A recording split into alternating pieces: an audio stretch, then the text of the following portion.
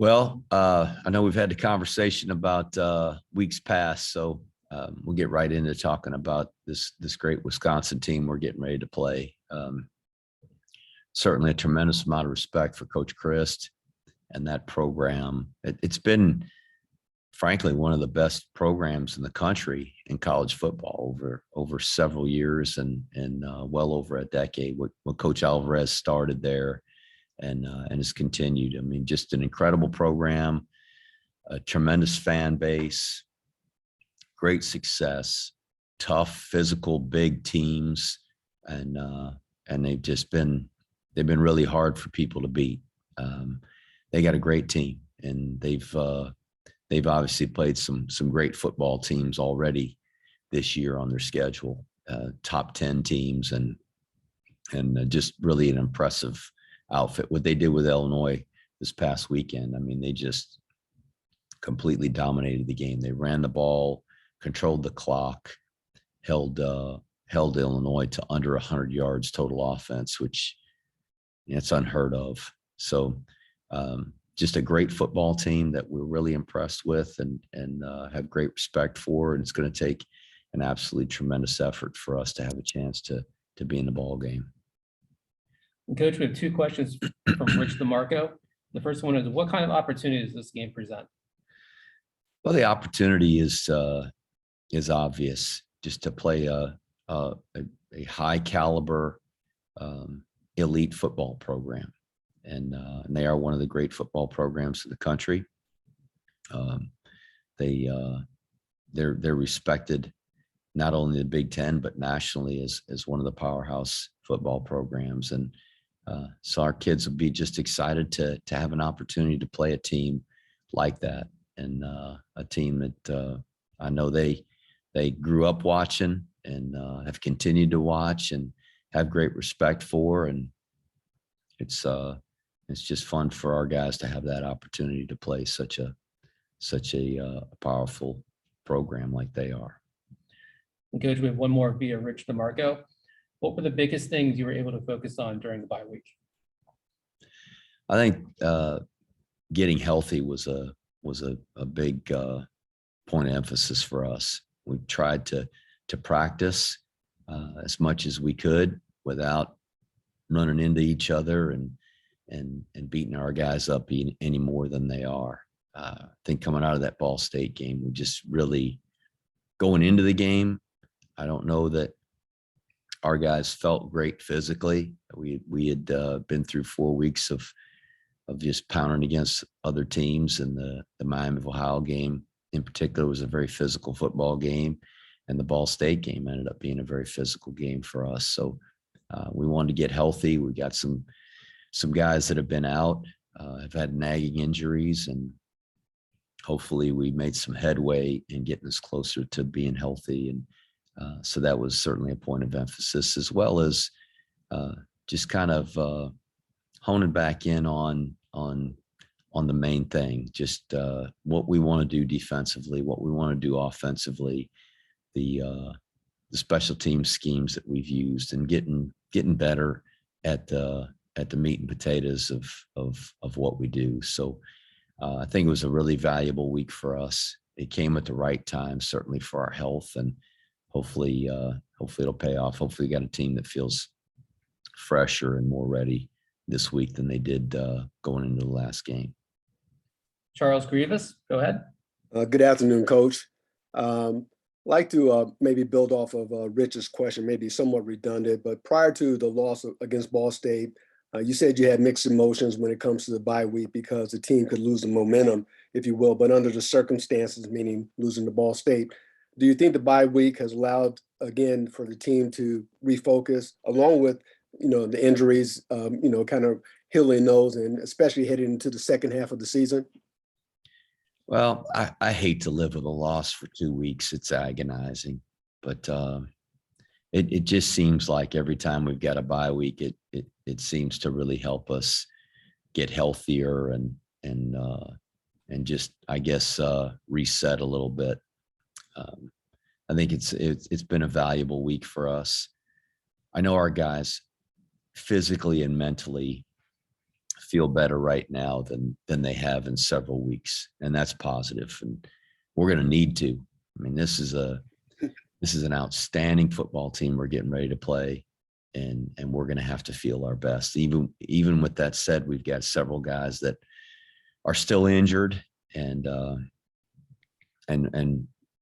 gosh, we'd love to have them all healthy. We're probably not going to have them all healthy, but we'll be at least closer than we were a week ago. So the bye week has been good for us, and hopefully it'll prove to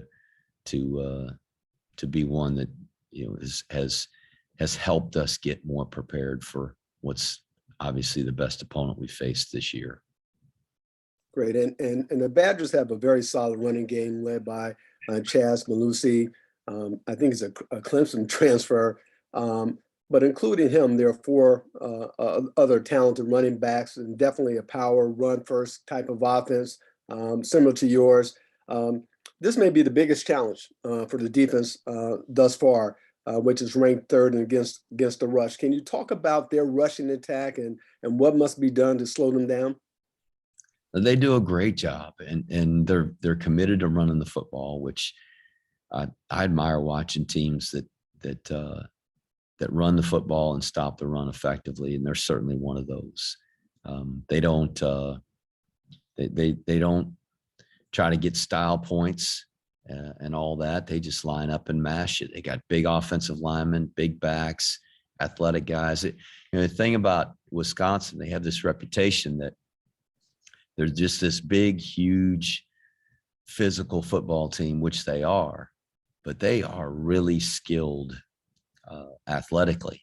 Their receivers, their running backs, their secondary, their corners are really good. I mean, they're an athletic unit, and so, you know, Mertz, the quarterback, does a tremendous job distributing the ball, taking care of the ball. But they line up with those big linemen, and they mash it, and they hand it to backs that are really talented, and they're hard to stop. And so they're fun to watch. Probably not so much fun to play against. I have a lot more fun watching them on TV than I will having them, you know, line up and mashing our guys. But I know our guys are going to play hard. They're going to give great effort, and we got to do all the things that it takes to be able to defeat blocks and destroy blocks and get off of those and make tackles and get those running backs they've got down with the first tackler. Hard to do, but we got to practice doing those things, and that's what'll give us a chance if we can do it effectively. Thanks, Coach. Ken Kreitzer. Good afternoon, Coach. Good to see you. Just I thought I'd start asking about the Wisconsin defense. They're holding opponents to, I think it's 41 yards a game after playing the likes of Michigan, Notre Dame, Penn State. And they're very aggressive on tackles for loss. They've got 31 tackles for loss and 11 sacks. What do you see in the Wisconsin defense? Have they played any offense that's like an option offense? No, they haven't played anybody that's like us, but it doesn't seem to matter who they play. They do a great job stopping the run, the tackles for loss. That's a huge factor in winning football games. I think it's probably a statistic that goes unnoticed. I think people, you know, look at turnovers, and I think certainly being able to run the ball and stop the run, that's a factor in winning football games. I mean, in the 80% range, as is the turnover battle. But winning on third down, it's a huge stat. But the team that has fewer negative yardage plays in a game also is an advantage. The team that has fewer negative yardage plays in a game wins more games than their opponents that don't. So they do a great job of not only getting sacks, but stopping people's run game in the backfield, and of course that's where we have to excel. We can't allow negative yardage plays. When we get behind we get off schedule. Off schedule for us is not gaining yards on first down. It's not gaining yards on second down. It's not putting ourselves in a manageable third down position that could get us into a manageable fourth down position. We just try to maximize every down that we have it to gain the 10 yards. And when we go backwards, it makes it much more difficult for us to turn the sticks. So they do a great job of setting people back, and we're going to have to work really, really hard to not allow that to happen. Aaron Summers. Hey, Coach. We're kind of working on a feature for an upcoming show. So this is not Wisconsin based, but what do you remember about your time coaching with Coach Paul Johnson? Oh, gosh. I had 13 great seasons under Coach Johnson. I was very fortunate to work for him and with him. He's a remarkable football coach. One of the most competitive people I've ever been around. And just one of the best play callers that I think the college football's had in a long time. I mean, his offense, different than I guess what you'd call traditional offense now, but what he did and how he was able to take what the defense was giving him and be able to work the different levels of the defense, whether it was the defensive line or the linebackers, the secondary, and how they were responding to certain actions. And I mean, he just did a great job calling plays, and his teams are always really, really successful. And just, I thought he was a tremendous football coach. You coached with Ken Niumatalolo as well. And how did you guys both kind of use what you learned from him into what you're doing now, kind of with the triple option? Well, certainly the offense, the scheme is a big part of it. We both utilize the offense that we learned under Coach Johnson. Kenny played for Paul at the University of Hawaii and then coached for him there and coached under Coach Johnson for several years. And Kenny's just done a great job with the offense and with his program. But I think we both learned a competitiveness and I think a demand for excellence, which Coach had, and it really helped his team succeed. And it got us as coaches, as assistant coaches, to work really, really hard and to try to maximize the players that we had, and to try to be as good as we could be, to work really, really hard to coach fundamentals, which I think is a really, really important part of the game. I mean, I think people get caught up a lot in scheme and what are you doing offensively? What are you doing defensively? And this system or that system. Bottom line is you got to be able to block and sustain blocks. You got to be able to defeat blocks on defense and tackle people and get them to the ground. Take care of the ball on offense, get it away on defense, and work the fundamentals that go along with those things. That's really what wins football games. And I think Paul understood that and pressed that upon us. And so we spent an inordinate amount of time on the fundamentals of the game. And so I still coach that way. Thanks, Coach. Sal, go ahead. Hey, Coach. Just wondering how much a bye week helps with your game preparation for the offenses and the game plan heading into a game like this. And also, do you have to make any tweaks on your offense when you're playing against a defense that stops the run so well? So I think having 2 weeks is certainly good for everybody to be able to hone in on a game plan. It probably helps us eliminate a lot of things that frankly we may not call, we may not run. After we evaluate how that's going to fit in a game plan, that maybe that's not as valuable as we thought when we first started out and started getting the chalk out and trying to come up with ideas. they are really, really good on defense, and it doesn't matter who they play. It doesn't matter what offense it is or how talented the players are that they're playing against. And they played some really talented football teams already this year. They're really, really good. And it's going to be a tremendous challenge for us to be able to run the ball effectively. They're stout up front. They really run well. They're big at linebacker. I mean, we got guys like Eric Smith that we think are really stout, tough tacklers, and he is. And they got guys that are 250 plus playing linebacker. Those are big players, and so they're hard to block, hard to keep blocked, and it's just going to take a tremendous effort on the part of our players to be able to move them and create seams and make plays and break tackles and all those things that it takes to be successful on offense. And they're one of the best teams in the country stopping the run, and that's what we do, is try to run the ball. So got a great challenge there, Sal. Ken Kreitzer? Coach, is going to ask you about how a couple of players that are recovering from injuries, Connor Bishop and Christian Anderson. Also, if you think Tyler Tyler is going to be available.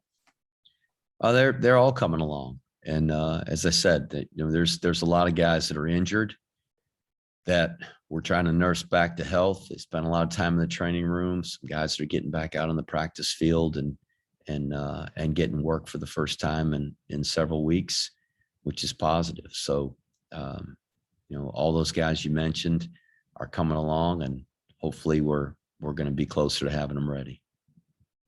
Charles? Thanks,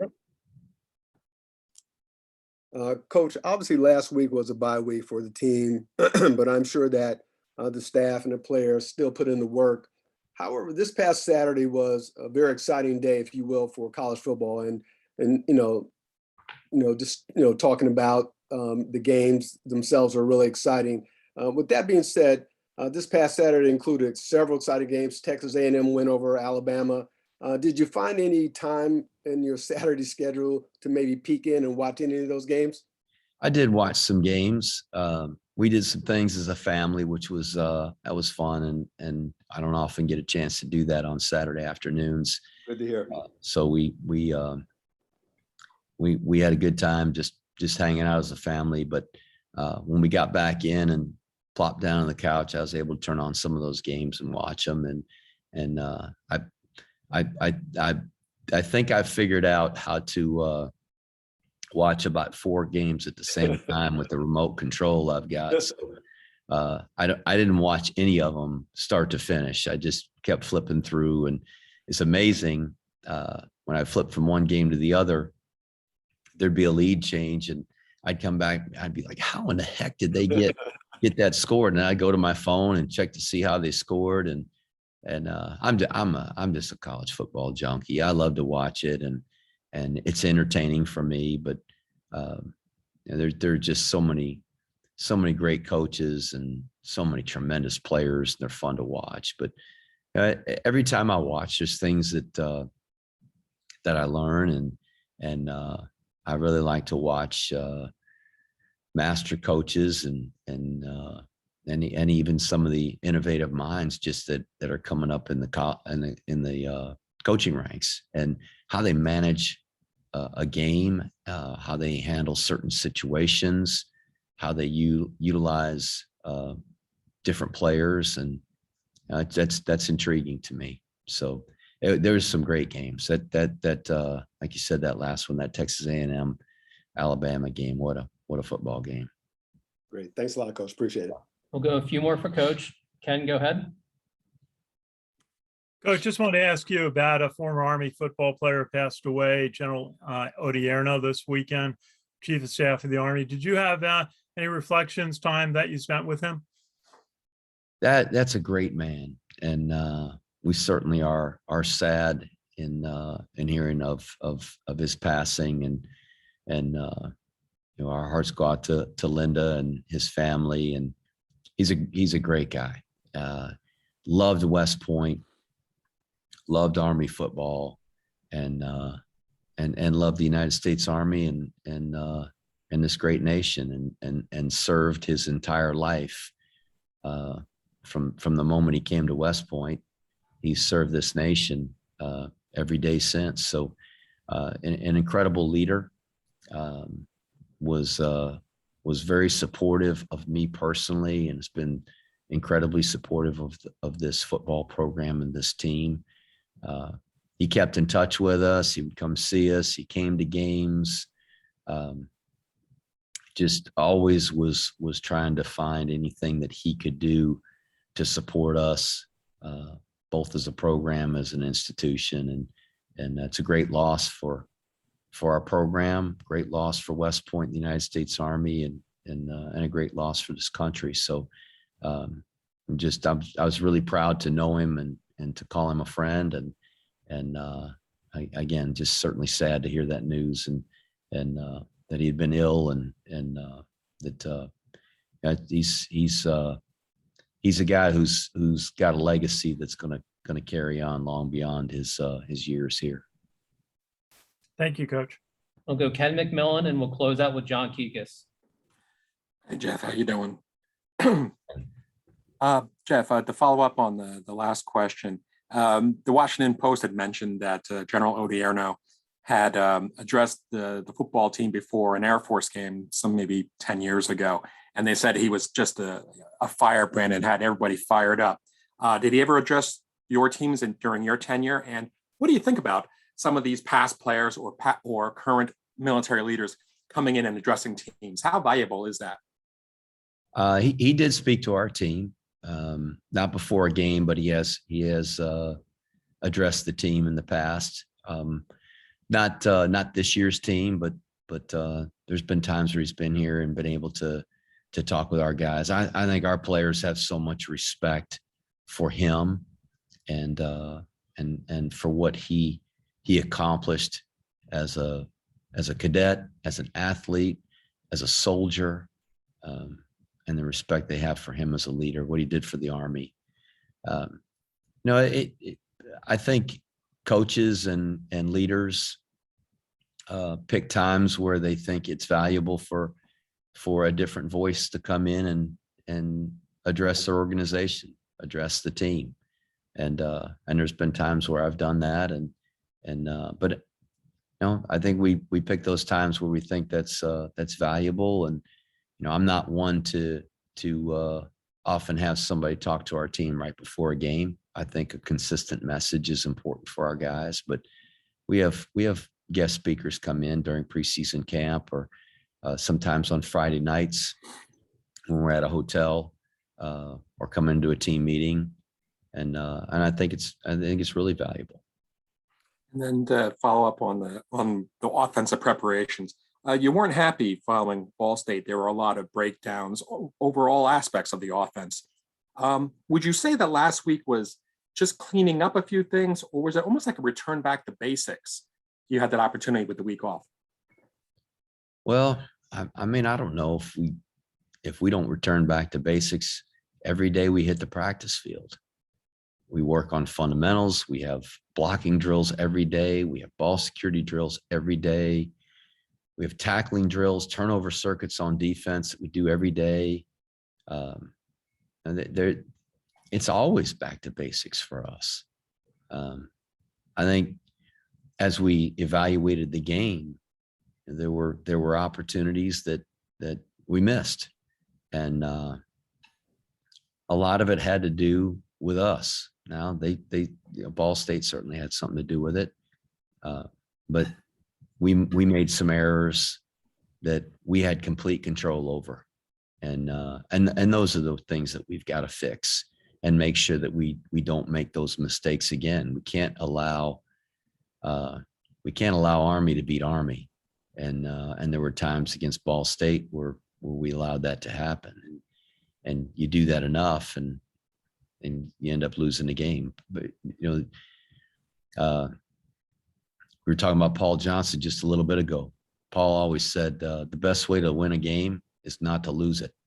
And he's right. He said that all the time. And I scratched my head for a while. And then you really start to realize that it means controlling the things that you can control and not making silly mistakes, taking care of the ball and playing your assignments and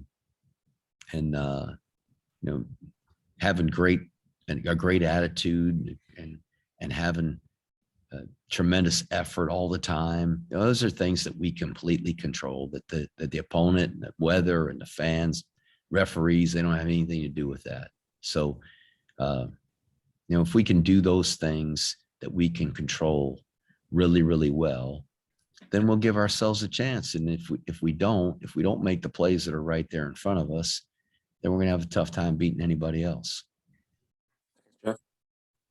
We'll close out with John Kikis.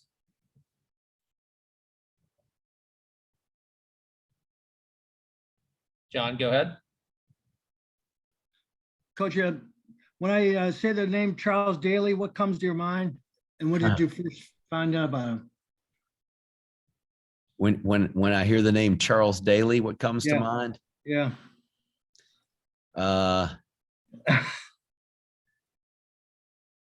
don't know. I mean, Okay. I don't know what first comes to mind. What are you getting at? Well, you're not too far behind him and wins at West Point, and he seems like almost a forgotten guy. No, he was a great coach. He won a lot of games. There's been a lot of great coaches here. I'm very fortunate to be the coach here, and all the names that have been on the door of the office of the head coach here to be able to join those other names and those coaches it's just an honor and a privilege for me. So, comparing wins and all that stuff, that doesn't matter. I mean, what Coach Daly did, what Coach Blake did, what so many other coaches have done here. I mean, it's a great place, a tremendous institution. And I think probably if you ask anybody that's been the head coach here or been a coach here in general, they say it's just an honor to be here. Thanks, Coach.